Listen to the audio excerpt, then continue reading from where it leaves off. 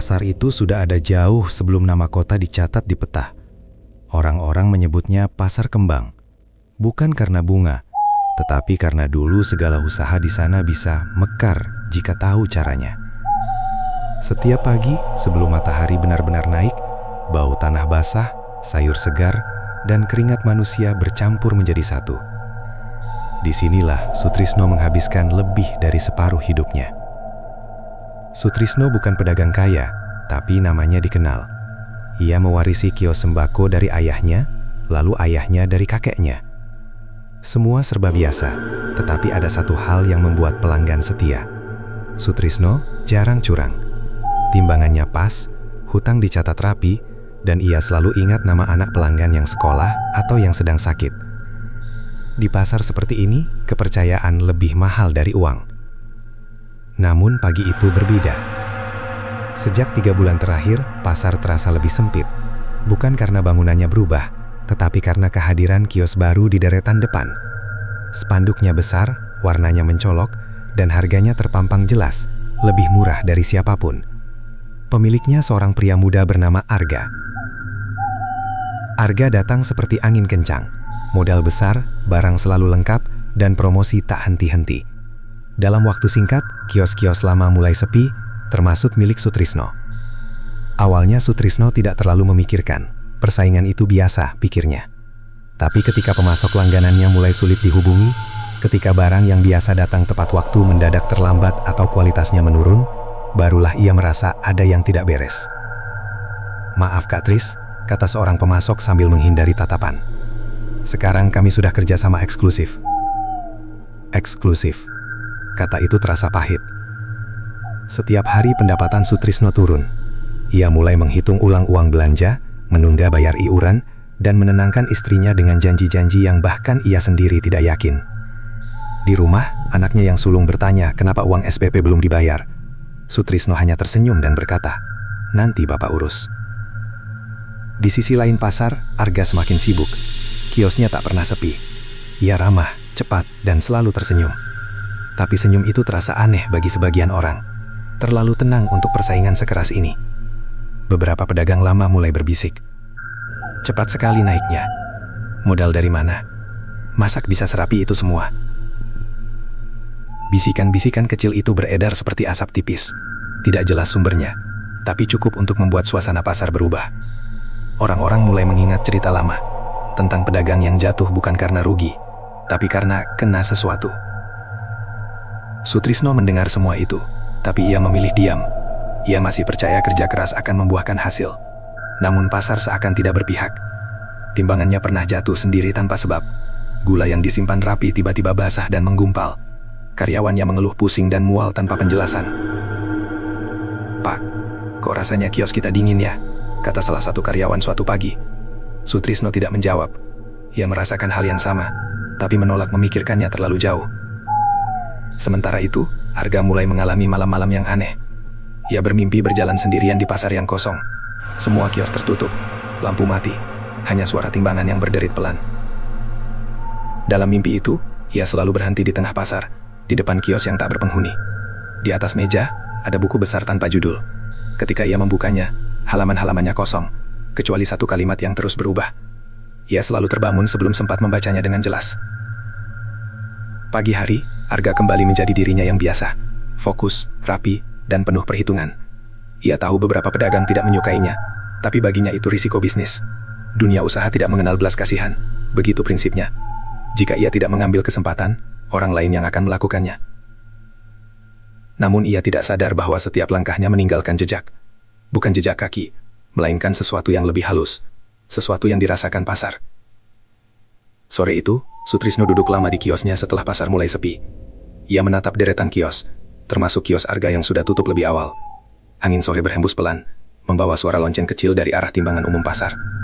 Bunyi itu membuat dada Sutrisno terasa sesak tanpa alasan jelas. Seorang pedagang tua berhenti di depannya. "Pasar ini tidak suka kalau orang lupa diri," kata orang itu pelan, seolah berbicara pada angin. Sutrisno menoleh, tapi pedagang itu sudah pergi. Ia pulang dengan langkah berat. Malam itu, untuk pertama kalinya, Sutrisno tidak bisa tidur. Di kepalanya, persaingan, hutang, rasa takut, dan bisikan pasar bercampur menjadi satu. Ia mulai bertanya pada dirinya sendiri, bukan tentang bagaimana cara menang, tetapi sampai sejauh mana ia sanggup bertahan. Dan tanpa disadari, di saat yang sama, pasar kembang seperti menarik nafas panjang. Karena setiap persaingan yang terlalu jauh, selalu mengundang sesuatu untuk ikut campur. Hari-hari berikutnya berjalan lebih lambat bagi Sutrisno. Setiap pagi ia tetap datang lebih awal, membuka kios dengan kebiasaan lama, menyapu lantai, menata barang, dan menunggu pelanggan yang semakin jarang. Wajah-wajah yang dulu akrab kini hanya lewat, berhenti sebentar di depan kiosnya, lalu melangkah ke arah lain. Sebagian tersenyum canggung, sebagian pura-pura tidak melihat. Sutrisno mencoba memahami. Harga-harga memang lebih murah, pilihan barangnya lebih banyak. Semuanya masuk akal. Namun ada hal-hal kecil yang tidak bisa dijelaskan.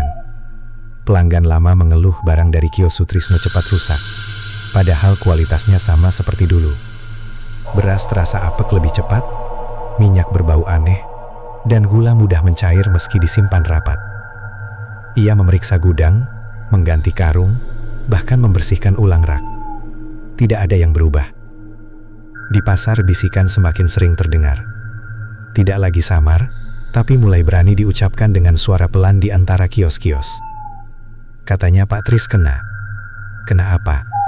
Yaitu, yang biasa.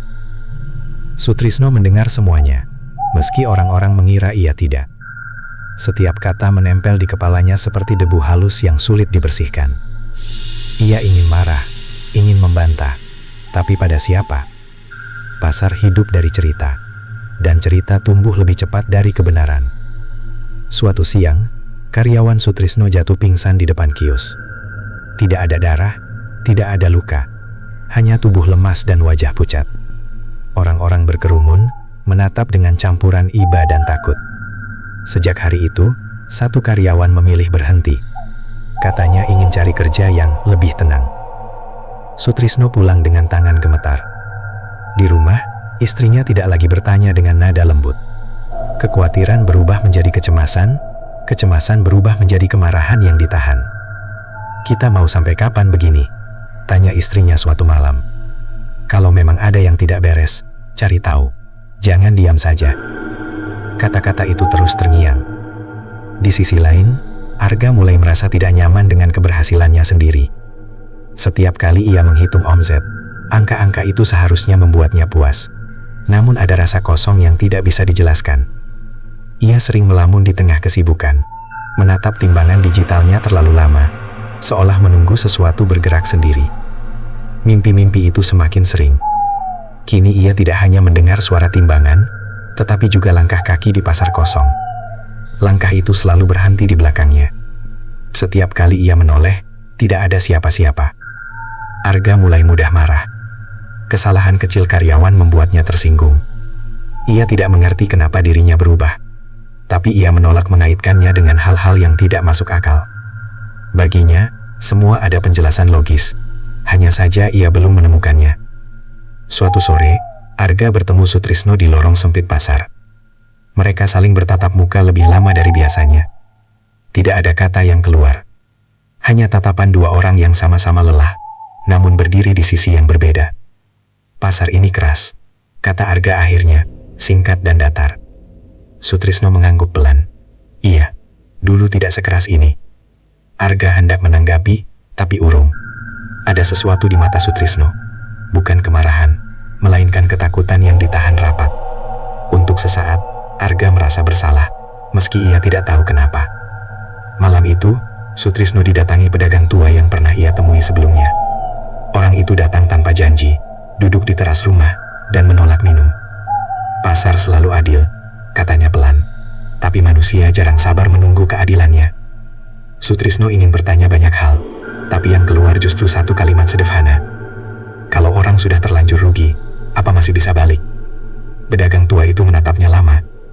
"Bisa, tapi tidak gratis." Jawaban itu membuat dada Sutrisno semakin berat. Sejak pertemuan dengan pedagang tua itu, pikiran Sutrisno tidak pernah benar-benar tenang.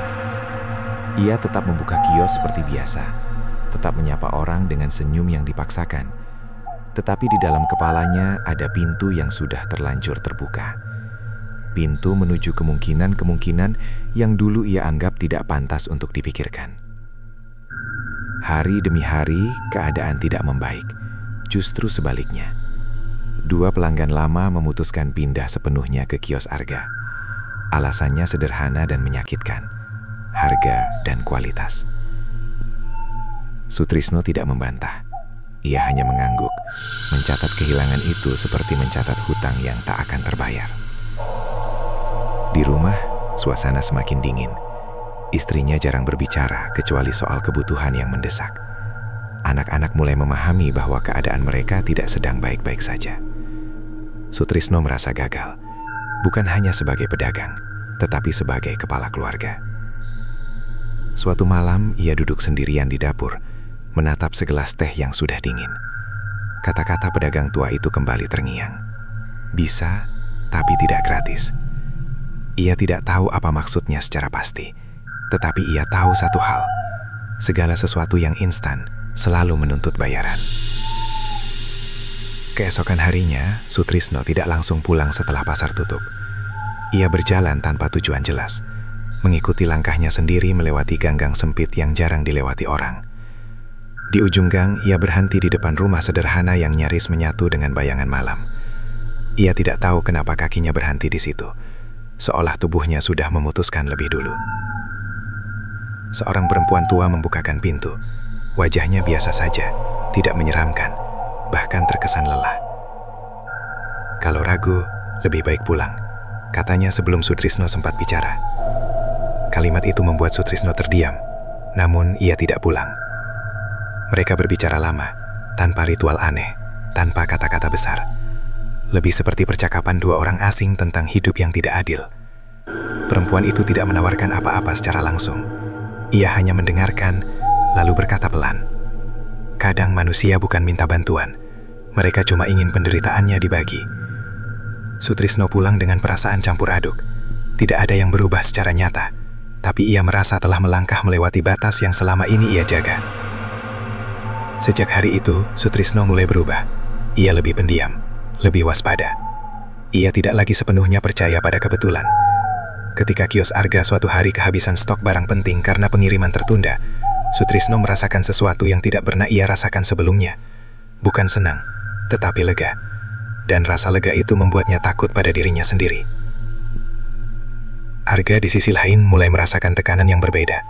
Bukan dari pesaing, melainkan dari dalam dirinya. Ia sering merasa diawasi, meski pasar penuh orang.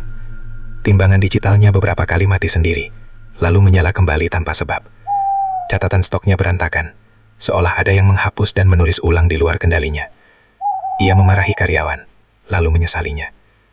Ia mulai curiga pada semua orang, termasuk dirinya sendiri. Setiap malam, mimpi tentang pasar kosong semakin jelas.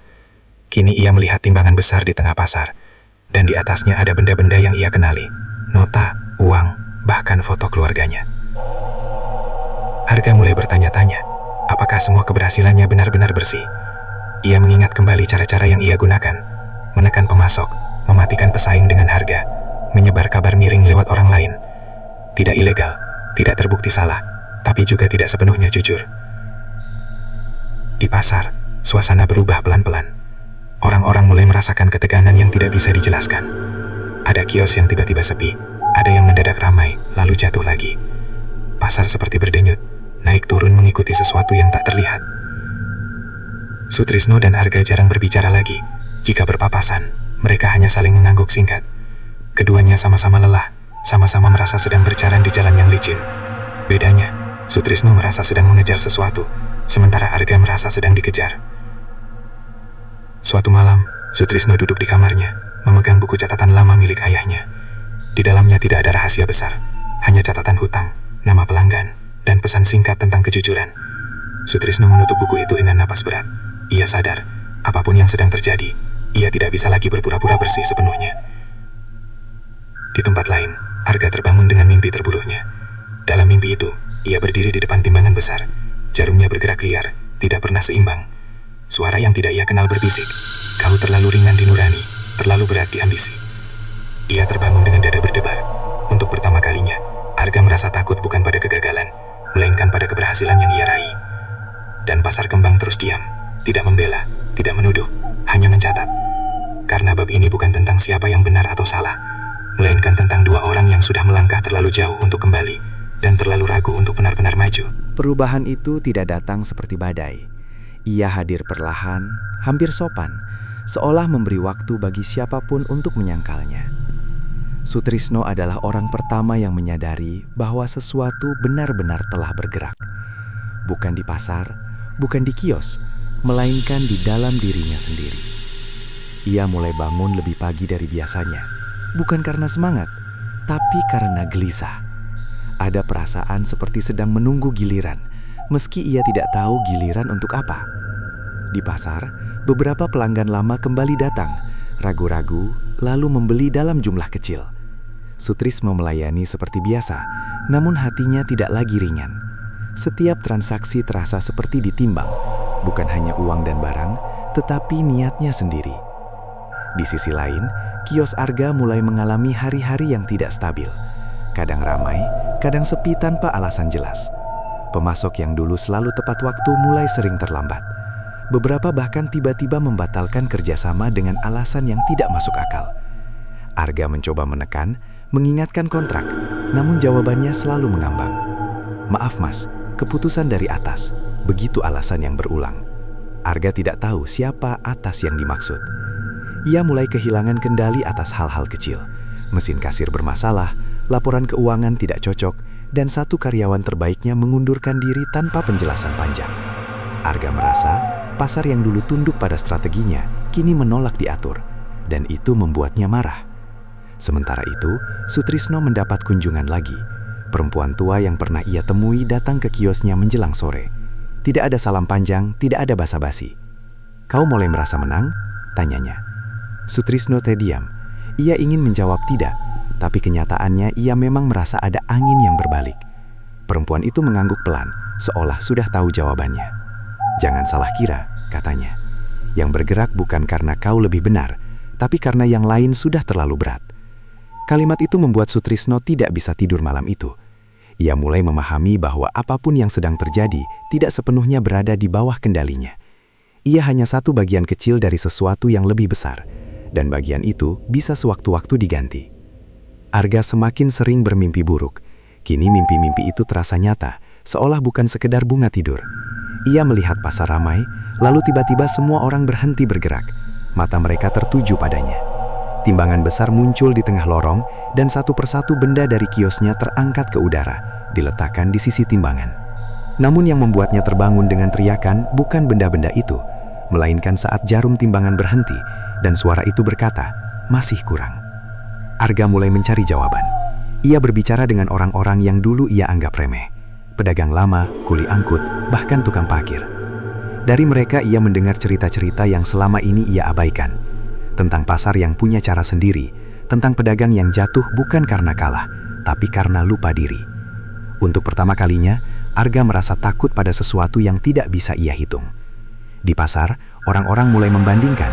Mereka melihat Sutrisno yang perlahan bangkit, meski tidak spektakuler.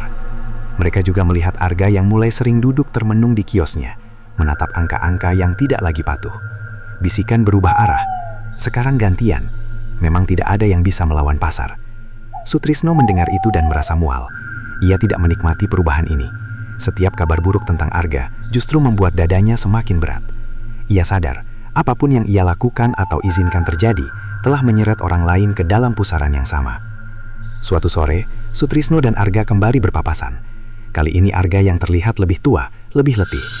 Mereka duduk berhadapan di bangku kayu dekat lorong belakang, jauh dari keramaian. "Aku tidak mengerti," kata Arga pelan. "Aku hanya bermain sesuai aturan." Sutrisno menatapnya lama. "Aturan siapa?" Pertanyaan itu menggantung di antara mereka. Arga tidak menjawab. Ia hanya menunduk, menatap tangannya sendiri, seolah baru menyadari bahwa tangannya gemetar. Malam itu, Sutrisno kembali membuka buku catatan ayahnya. Ia membaca satu kalimat yang dulu ia anggap biasa. "Jangan menimbang orang dengan keuntunganmu sendiri." Kalimat itu kini terasa seperti teguran yang datang terlambat. Di tempat lain, Arga duduk sendirian di kios yang gelap. Ia mematikan lampu satu persatu, lalu berhenti di depan timbangan digitalnya. Untuk pertama kalinya sejak membuka usaha itu, Ia tidak percaya pada apapun yang ditunjukkan angka. Dan pasar kembang terus bekerja dengan caranya sendiri. Tidak cepat, tidak kejam, tapi pasti. Seperti timbangan tua yang akhirnya menemukan titik seimbang. Entah siapapun yang harus dikorbankan untuk mencapai. Tidak ada satu hari pun yang benar-benar menandai kejatuhan Arga. Tidak ada keributan besar, tidak ada penutupan mendadak yang mengundang kerumunan. Semuanya terjadi perlahan, seperti air yang surut tanpa disadari sampai perahu-perahu mulai kandas. Pagi itu, Arga datang ke pasar lebih awal dari biasanya.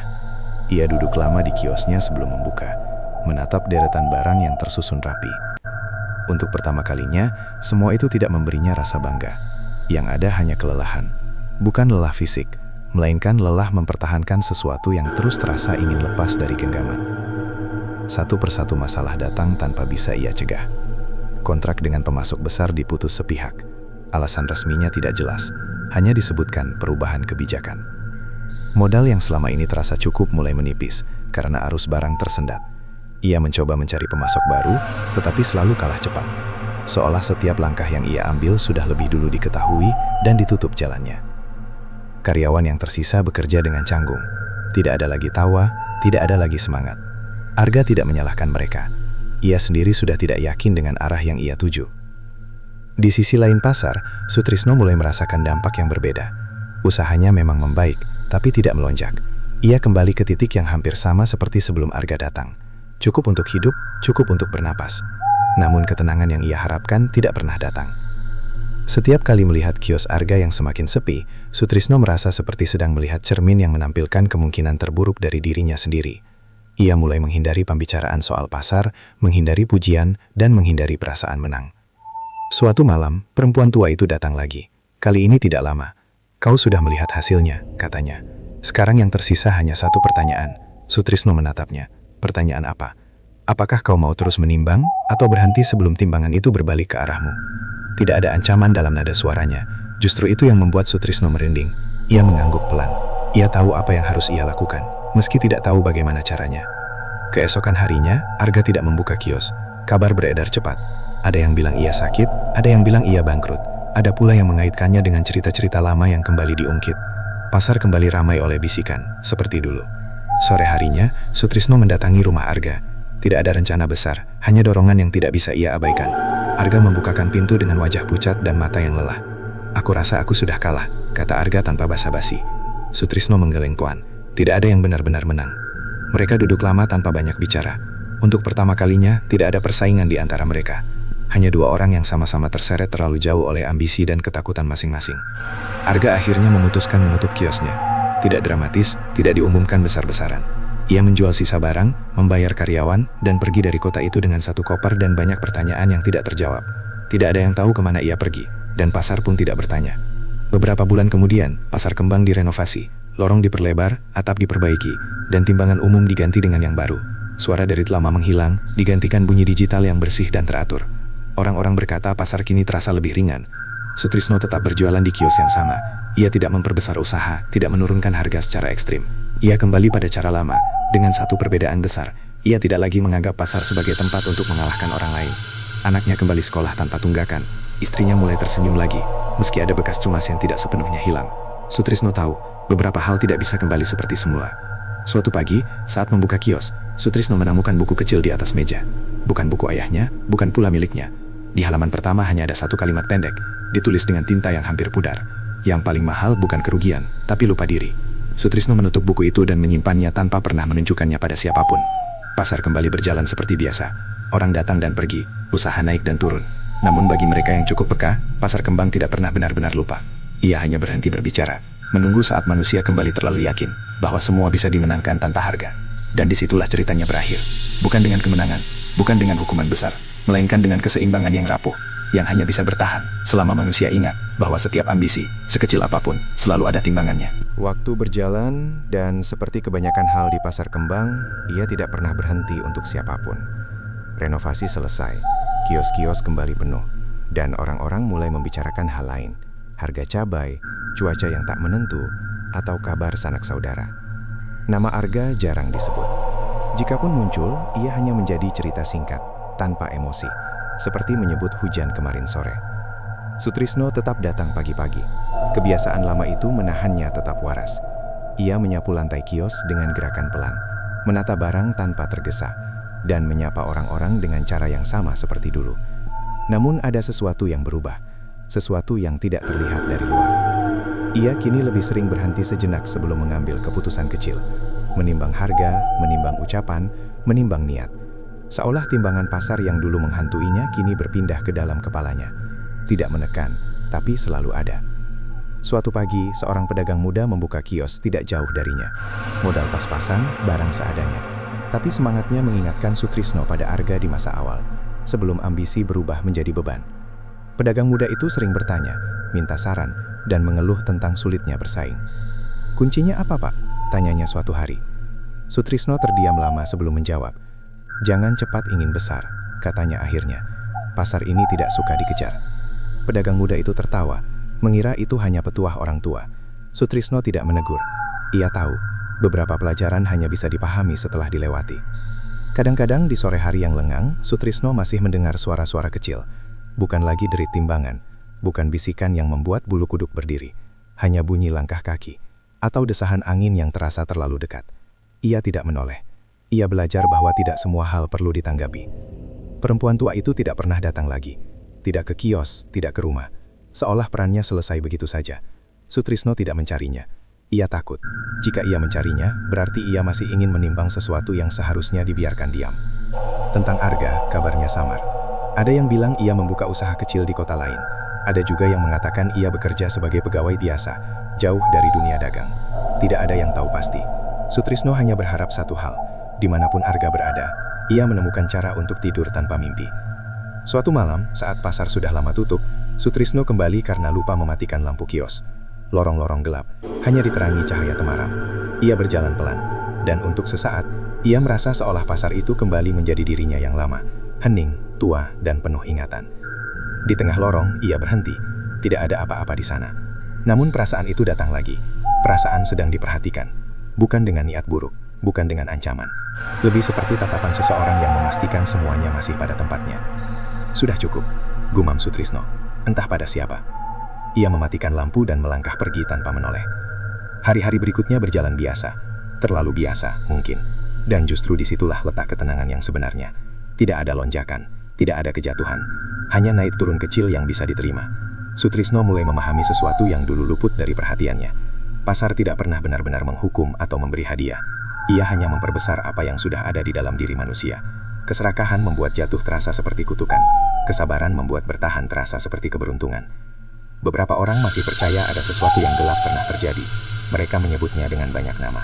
Sutrisno tidak membantah, tidak juga mengiyakan. Ia tahu, memberi nama pada sesuatu seringkali membuat orang merasa lebih aman, meski belum tentu lebih bijak.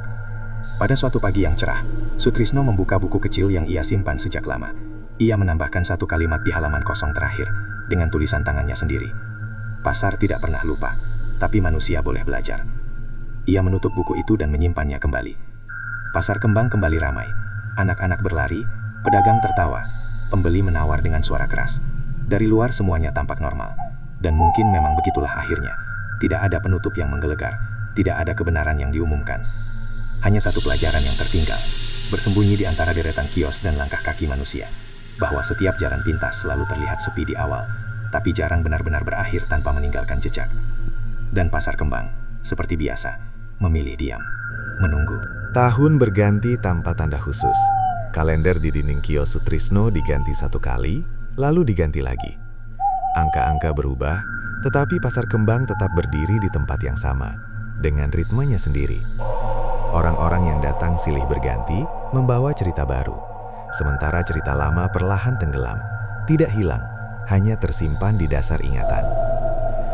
Sutrisno kini dikenal sebagai pedagang yang tahan lama. Bukan yang paling murah, bukan yang paling besar, tapi selalu ada. Banyak pedagang muda yang datang dan pergi, mencoba peruntungan, lalu menyerah ketika pasar terasa terlalu berat. Sutrisno melihat semuanya dengan jarak yang aman. Ia tidak lagi ikut larut, tidak lagi merasa harus membuktikan apapun. Namun ada hari-hari tertentu ketika masa lalu kembali menyapa, biasanya tanpa aba-aba. Suatu pagi, seorang pembeli bertanya dengan nada setengah bercanda, "Pak, Dulu katanya di pasar ini pernah ada yang main ilmu ya? Sutrisno tersenyum tipis. Katanya, jawabnya singkat. Pembeli itu tertawa dan pergi, mengira itu hanya cerita lama untuk menakut-nakuti. Sutrisno kembali menata barang, tapi pertanyaan itu tertinggal lebih lama dari yang ia kira. Bukan karena takut, melainkan karena ia sadar cerita-cerita seperti itu tidak pernah benar-benar mati. Mereka hanya berpindah mulut, berubah bentuk, dan menunggu saat yang tepat untuk muncul lagi. Di sudut pasar, pedagang muda yang dulu sering bertanya kini mulai berkembang. Kiosnya sedikit lebih besar, pelanggannya bertambah. Suatu sore, ia datang menghampiri Sutrisno. "Pak, sekarang saya mulai ngerasa berat," katanya jujur. "Kalau nggak nekan harga, kalah. Tapi kalau nekan terus kok rasanya nggak enak." Sutrisno menatapnya lama, lalu berkata pelan, "Kalau sudah terasa berat, berarti ada yang salah timbangan." Pedagang muda itu tidak langsung mengerti, tapi ia mengangguk. Sutrisno tahu, ia tidak sedang memberi solusi. Ia hanya sedang mewariskan kewaspadaan. Malam hari, Sutrisno pulang dengan langkah pelan. Di rumah, anak-anaknya sudah tumbuh besar. Mereka tidak tertarik meneruskan kios. Satu ingin bekerja di kantor, satu lagi ingin merantau. Dulu pikiran itu sempat membuat Sutrisno sedih. Kini tidak lagi. Ia justru merasa lega. Pasar bukan beban yang harus diwariskan, melainkan pilihan yang harus disadari risikonya. Kadang, saat rumah sudah sepi dan lampu dimatikan, Sutrisno teringat Arga. Bukan sebagai pesaing, bukan sebagai musuh, tapi seseorang yang pernah berjalan terlalu cepat di jalan yang licin. Ia bertanya-tanya, apakah Arga pernah memahami apa yang sebenarnya terjadi? Atau apakah ia memilih melupakannya demi bisa hidup lebih tenang? Jawaban itu tidak penting lagi. Suatu malam tertentu, Sutrisno bermimpi. Bukan mimpi buruk, bukan mimpi jelas. Ia hanya berjalan di pasar kembang yang sangat sunyi. Tidak ada kios terbuka, tidak ada suara manusia. Di tengah pasar berdiri timbangan besar, tapi jarumnya diam di tengah, tidak bergerak kemanapun. Tidak ada suara yang berbicara, tidak ada tuntutan, hanya keheningan yang terasa pas. Saat bangun, Sutrisno tidak merasa takut. Ia justru merasa ringan, seperti seseorang yang akhirnya memahami bahwa tidak semua pertanyaan butuh jawaban. Hari-hari berikutnya berjalan biasa, tapi bagi Sutrisno, biasa kini punya arti yang lebih dalam. Biasa berarti cukup, biasa berarti tidak berlebihan. Biasa berarti pulang dengan hati yang tidak membawa beban orang lain. Di pasar, cerita lama tetap hidup. Ada yang membesar-besarkan, ada yang menertawakan.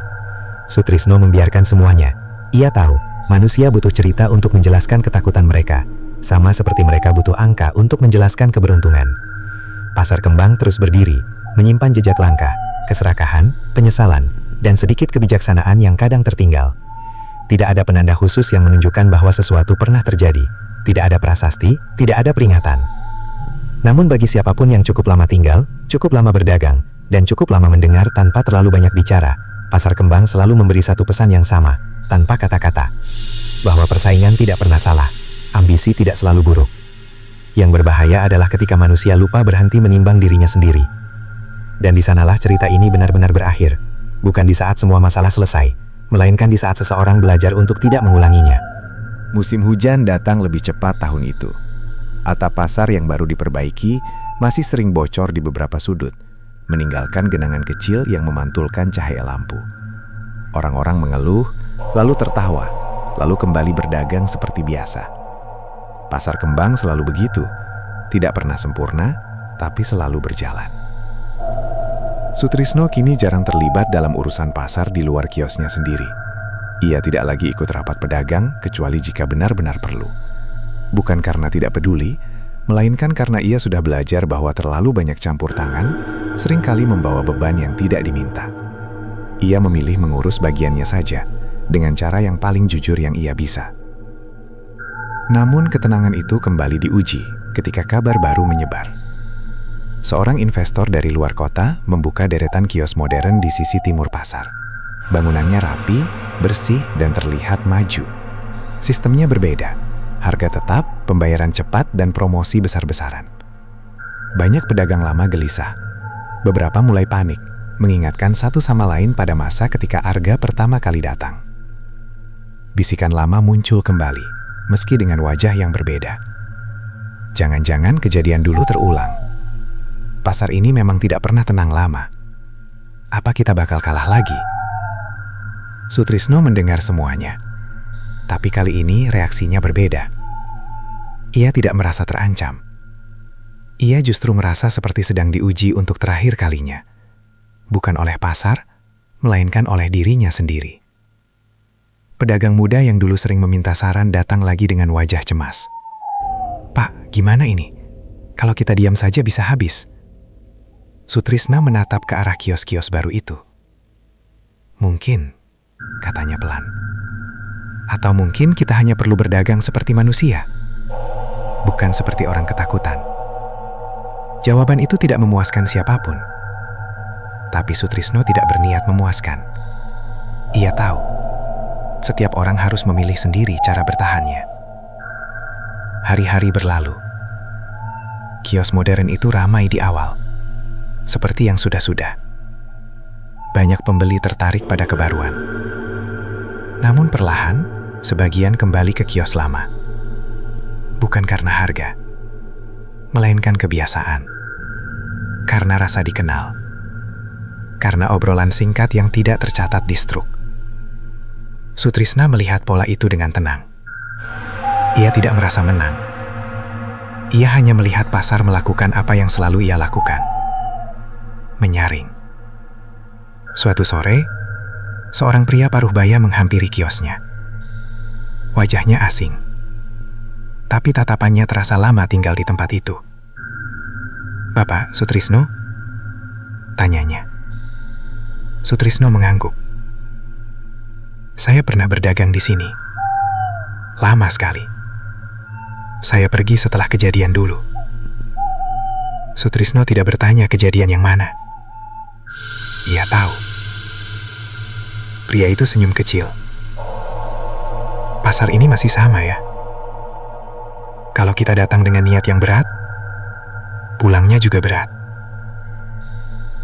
Setelah pria itu pergi, Sutrisno berdiri lama, memandangi lorong pasar. Ia menyadari sesuatu yang selama ini luput. Pasar bukan hanya tempat jual beli, tetapi tempat orang meninggalkan sebagian dirinya. Ada yang meninggalkan harapan. Ada yang meninggalkan keserakahan. Ada yang meninggalkan penyesalan. Semua itu tidak hilang. Hanya menyatu. Malam itu, Sutrisno pulang lebih lambat. Ia membuka buku kecil yang sudah hampir penuh dengan catatan singkat. Tidak ada angka, tidak ada perhitungan. Hanya kalimat-kalimat pendek tentang hal-hal yang ia pelajari. Seringkali setelah terlambat. Ia menulis satu kalimat lagi. Yang diwariskan bukan kios, tapi cara memandang cukup. Pagi itu datang tanpa tanda apapun. Tidak ada firasat, tidak ada mimpi aneh. Tidak ada suara yang membuat Sutrisno terbangun lebih cepat dari biasanya. Ia bangun seperti hari-hari lain, menyiapkan diri, lalu berjalan ke pasar dengan langkah yang sudah dikenalnya selama puluhan tahun. Pasar Kembang ramai seperti biasa. Penjual sayur berteriak menawarkan dagangan, pembeli menawar dengan suara setengah bercanda, dan aroma kopi dari warung pojok menyebar di antara lorong. Tidak ada yang tampak istimewa, dan justru itulah yang membuat Sutrisno berhenti sejenak di depan kiosnya. Ia menyadari sesuatu yang sederhana, tapi penting. Pasar itu akhirnya terasa normal. Tidak ada ketegangan yang menggantung. Tidak ada bisikan yang membuat orang saling menatap dengan curiga. Tidak ada perasaan seolah lantai di bawah kaki sedang menguji berat langkah siapapun. Semua kembali ke ritme lama yang pernah ia kenal, sebelum ambisi dan ketakutan membuat segalanya terasa berat. Sutrisno membuka kiosnya seperti biasa, meski kini hanya sampai siang. Ia melayani pelanggan lama dan baru dengan sikap yang sama. Tidak berusaha menarik lebih banyak, tidak berusaha menahan yang ingin pergi. Ia berdagang sebagaimana mestinya, dan untuk pertama kalinya sejak lama, itu terasa cukup. Seorang pembeli lama yang sudah bertahun-tahun tidak terlihat, mampir dan tersenyum. Pasar ini enak sekarang. katanya sambil menimbang belanjaannya. Tenang. Sutrisno mengangguk. Iya, mungkin kita semua sudah capek ribut. Pembeli itu tertawa kecil dan pergi. Kalimat itu terdengar ringan, tapi Sutrisno tahu, ketenangan seperti ini tidak datang begitu saja. Ada banyak hal yang sudah dilewati, banyak harga yang sudah dibayar, meski tidak semuanya terlihat. Menjelang siang, Sutrisno menutup kios lebih awal. Ia duduk sebentar di bangku kayu, memandangi lorong pasar yang terus bergerak meski ia berhenti. Ia tidak lagi merasa tertinggal, ia juga tidak merasa harus mengejar. Di saat itulah ia menyadari bahwa ia sudah sampai di ujung ceritanya sendiri. Bukan karena usia, bukan karena kalah atau menang, tetapi karena ia sudah tidak lagi ingin diuji oleh hal yang sama. Ia sudah belajar apa yang perlu ia pelajari. Sore hari, ia pulang lebih cepat. Di rumah, istrinya menyeduh teh, dan mereka duduk berdua tanpa banyak bicara. Anak-anak sudah sibuk dengan hidup masing-masing, dan rumah itu terasa lebih lapang. Tidak kosong, hanya tidak penuh kekhawatiran. "Apa Bapak masih mau ke pasar besok?" tanya istrinya. Sutrisno berpikir sejenak. Mungkin juga tidak setiap hari. Tidak ada kesedihan dalam jawabannya, hanya kepastian yang tenang. Malam itu, Sutrisno membuka buku kecilnya untuk terakhir kali. Ia membaca ulang kalimat-kalimat lama, lalu menutupnya. Ia tidak menulis apa-apa lagi. Rasanya tidak perlu. Semua yang penting sudah tercatat, bukan di kertas, tetapi di cara ia memandang hidup. Beberapa hari kemudian, Sutrisno resmi menyerahkan kiosnya untuk dikelola bersama oleh pedagang muda yang dulu sering bertanya padanya. Bukan dijual, bukan diwariskan dengan beban, tetapi dipinjamkan dengan kepercayaan. Ia hanya berpesan satu hal. Kalau suatu hari kamu merasa pasar ini mulai terasa berat, berhentilah sebentar. Jangan memaksa. Pedagang muda itu mengangguk, meski belum sepenuhnya mengerti. Sutrisno tidak lagi menjadi bagian utama pasar kembang, tapi jejaknya tetap ada. Dalam cara orang menyapa, dalam kebiasaan menimbang dengan jujur, dalam cerita kecil yang diceritakan setengah berbisik kepada pedagang baru. Tentang harga, kabar terakhir yang sampai hanya satu. Ia hidup sederhana dan terlihat lebih tenang. Sutrisno mendengar itu tanpa perasaan apapun selain lega. Tidak semua cerita perlu bertemu kembali untuk bisa selesai. Pasar kembang terus berjalan. Akan selalu ada persaingan. Akan selalu ada orang yang datang dengan ambisi besar dan keyakinan bahwa mereka bisa mengendalikan segalanya. Sebagian akan berhasil, sebagian akan jatuh, dan sebagian akan belajar sebelum terlambat. Pasar tidak akan mencegah apapun. Ia hanya menyediakan cermin. Di suatu pagi yang cerah, Sutrisno berjalan melewati pasar tanpa berhenti. Ia hanya tersenyum kecil, lalu melangkah pergi, membawa hidupnya ke arah yang lebih pelan. Dan disitulah cerita ini benar-benar berakhir. Bukan dengan kejadian besar, bukan dengan hukuman atau kemenangan,